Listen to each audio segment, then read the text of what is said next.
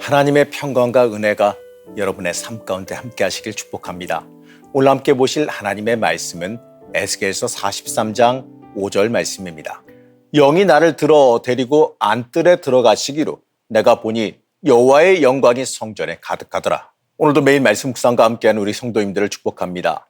하나님께서 에스겔을 통해 이 새롭게 주어질 성전에 대해서 구체적으로 보여주셨습니다.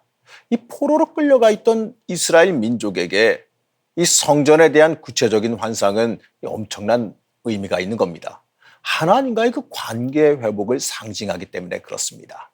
이 하나님과 끊어졌다는 생각이 마치 절망으로 다가왔던 그 이스라엘에게 소망을 품게 해줬습니다. 그런데 이 구체적인 수치를 통해서 그려지고 또 지성소의 이 거룩성도 말씀해 주셨지만 이 중요한 건 말이죠. 아직 그저 건물에 불과하다는 겁니다.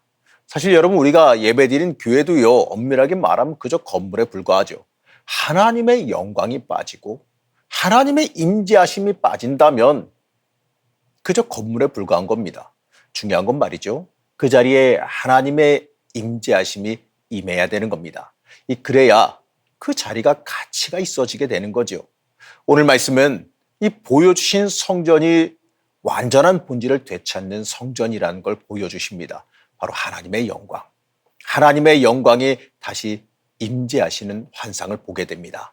이 말씀에서 보게 되면 이 바깥 동문과 안쪽 동문 사이에 서 있던 그 에스겔은 하나님이 바깥 동문으로 들어가시는 것을 보게 됩니다. 그 하나님의 모습을요, 에스겔은 이렇게 묘사하는데 2절 말씀입니다. 이스라엘 하나님의 영광이 동쪽에서부터 오는데 하나님의 음성이 많은 물소리 같고 땅은 그 영광으로 말미암아 빛나니. 에스겔서를 시작하는 1장에서 하나님의 오시는 모습이 등장했지요. 하나님께서 그룹들을 타고 오시는데 그 그룹들의 날개 소리가 물소리 같고 군대의 소리와 같다고 묘사했습니다. 이 날개 소리를 이 큰 물소리와 군대 소리에 비유하고 있는데 바로 여호와의 음성이 물소리와 같다는 것은요, 한마디로 이 승리의 환호를 상징하는 겁니다.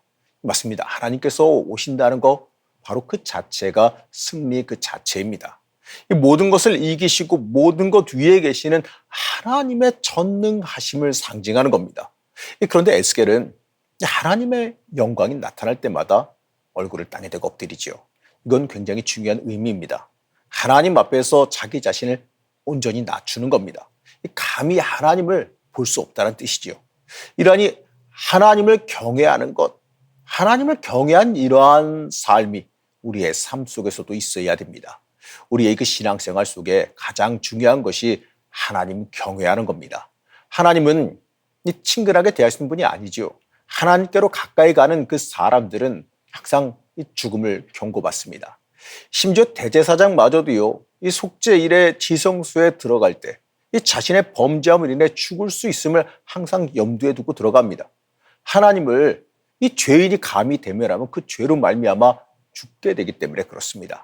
이처럼 하나님은 그만큼 두려운 분이시기에 하나님을 섬길 때 이 최선을 다해서 섬길 수 있어야 됩니다. 여러분 우리는 하나님을 섬긴다라고 말하면서도요, 하나님을 섬기는 걸 너무 우습게 여기는 경향이 때때로 있어요. 하나님을 섬기는 것은 거룩한 일입니다. 그렇기 때문에 우리는 하나님을 섬기는 것을 귀하게 여길 수 있어야 되고, 이 하나님을 섬길 때 내 모든 것을 다하여 섬길 수가 있어야 됩니다. 내 삶의 가장 중요한 목적은 내가 잘 먹고 잘 사는 것보다 하나님을 높이는 것, 하나님을 섬기는 것에 있음을 잊지 말아야 됩니다. 이제 하나님은 안쪽 동문을 지나 성전으로 들어가십니다. 이 구절은 시편 24편 7절에서 10절 말씀을 떠올립니다. 문들아 너희 머리를 들지어다 영원한 문들아 들릴지어다 영광의 왕이 들어가시리로다. 영광의 왕이 누구시냐? 강하고 능한 여호와시요 전쟁에 능한 여호와시로다. 문들아 너희 머리를 들지어다 영원한 문들아 들릴지어다 영광의 왕이 들어가시리로다. 영광의 왕이 누구시냐? 만군의 여호와께서 곧 영광의 왕이시로다. 이 전쟁에서 이기고 돌아와 부르는 승전가인데 하나님께서 동문을 통해 성전으로 들어가시는 그 모습에서 이러한 승전가가 떠오르게 되죠. 이 모습은 에스겔에게 커다란 감동으로 다가왔을 거예요. 이 성전에서 심판하시던 하나님께서 이제 성전에 영원히 거하시기 위해 귀가하시고 있습니다. 여호와께서 성전에 들어가시자 여호와의 영광이 성전 안에 가득하게 됩니다. 이건 광야에서 성막을 완성한 후에 솔로몬이 성전을 완성한 후에 나타난 것과 동일한 일이에요. 그 장면에서 여호와의 영광이 성전에 구름이 가득한 것으로 표현됩니다. 이 성막과 성전에 구름이 가득하다는 것은 하나님의 입주하심을 상징합니다. 성소는 하나님의 거처예요. 하나님께서 이렇게 말씀하십니다. 7절 말씀입니다. 그가 내게 이르시되 인자야 이는 내 보좌의 처소 내 발을 두는 처소 내가 이스라엘 족속 가운데에 영원히 있을 것이라. 이스라엘 족속 곧 그들과 그들의 왕들이 음행하며 그 죽은 왕들의 시체로 다시는 내 거룩한 이름을 더럽히지 아니하리라. 여러분이 얼마나 감동적인 말씀입니까? 하나님께서 이 성소를 하나님이 거하실 곳, 안식하실 곳으로 영원한 거처로 삼으셨습니다. 이스라엘 백성들에게 하나님께서 떠나신 것은 커다란 충격이었어요. 아무리 이 성전이 아름다울지라도요, 그곳에 하나님께서 계시지 않는다면 그 성전은 아무 의미가 없지요. 우상 숭배로 하나님을 외면한 결과 하나님께서 떠나셨고 그로 인해 그들은 멸망하게 됩니다. 하나님의 보호하심이 아니면 다시 회복할 방법이 없기 때문에 그래요. 하나님이 함께 하시지 않으므로 절망하던 이스라엘 백성들에게 하나님께서 다시 돌아오시는 이 모습은 이 모든 회복의 시작이 되어지는 희망의 메시지입니다. 우리의 인생에서도 하나님께서 함께 하시면 아무 걱정이 없음을 여러분 고백하시기 바랍니다. 하나님께서 함께 하심이, 하나님께서 힘 주심이 내 인생의 가장 중요한 일임을 여러분 잊지 마시기 바랍니다. 이 돌아오신 하나님은 이스라엘 백성이 다시 범죄하지 않을 것을 기대하셨습니다. 이 과거 멸망 전 이스라엘 백성들은 성전 바로 곁에 산당들을 만들고 거기서 하나님이 원하시지 않는 우상 숭배행위, 종교 행위를 했습니다. 심지어 이 성전에 이방신 1월 성신을 섬기는 제단을 쌓고 아세라 우상을 만들어 세우기까지 했지요. 이 하다못해 이제는요, 하나님을 철저히 무시하는 엄청난 범죄를 저질렀어요. 그러했던 그 과거가 있는 이스라엘에게 다시 돌아오시면서 다짐하게 하십니다. 지금까지 그들이 하나님의 이름을 더럽혔던 그 모든 행위를 그만두겠다고 약속하라라고 명령하십니다. 그렇게 하면 완전히 돌이키게 되면 하나님께서 내가 그들 가운데 영원히 살리라 이렇게 약속하셨습니다. 그러시며 하나님은 에스겔에게 성전에 관련된 모든 것을 알려주시고 이 백성들로 성전법을 철저히 따르게 하라고 명령하십니다. 그리고 하나님께서 돌아오신 것은 이스라엘이 회개해서 오신 것이 아님을 잊지 말아야 됩니다.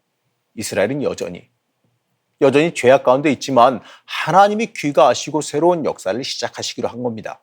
이스라엘 백성으로 하여금 이 죄를 부끄럽게 여기게 하시고 하나님이 알려주시는 성전법을 준행하라고 명령하셨습니다.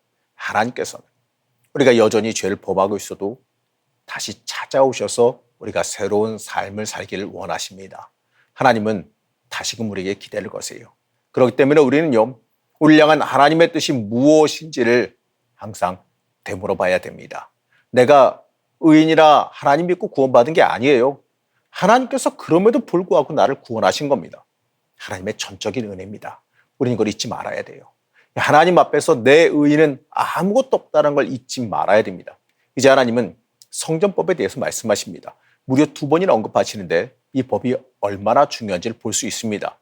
이 성전에 관해 여러 가지를 말씀하시는데 가장 먼저 말씀하시는 게 제단입니다. 하나님께서 제사를 드리는 것을 강조하기 위해서 그런 겁니다. 이스라엘의 정체성은 바로 예배하는 공동체입니다. 그들은 예배하기 위해서 바벨론에서 돌아왔습니다. 그리고 이 어려운 상황 속에서 성전을 재건하고 그곳에서 하나님께 제사를 드립니다. 제단을 만들고 가장 먼저 해야 할 일은 제단을 정결하게 하는 거예요.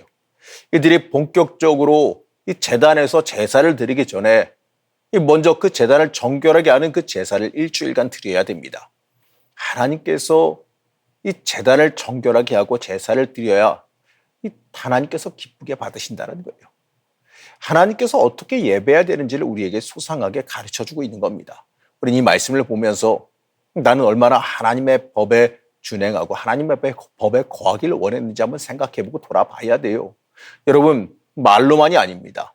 말로만이 아니라 실제로 하나님의 법에 맞게 살기 위한 그 몸부림을 칠 수 있어야죠. 그것이 참된 예배자가 해야 될 일이기 때문에 그렇습니다.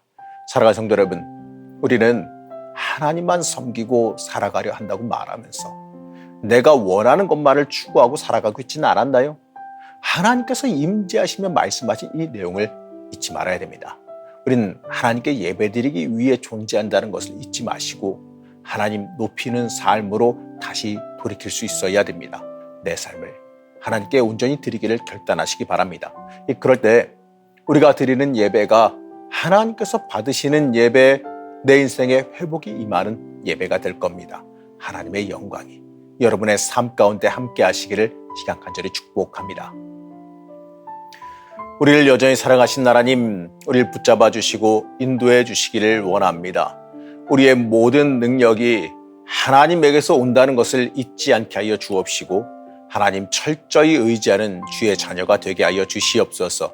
하나님의 영광이 우리의 삶에 함께하기를 소망하며 예수님의 이름으로 간절히 기도드렸습니다. 아멘.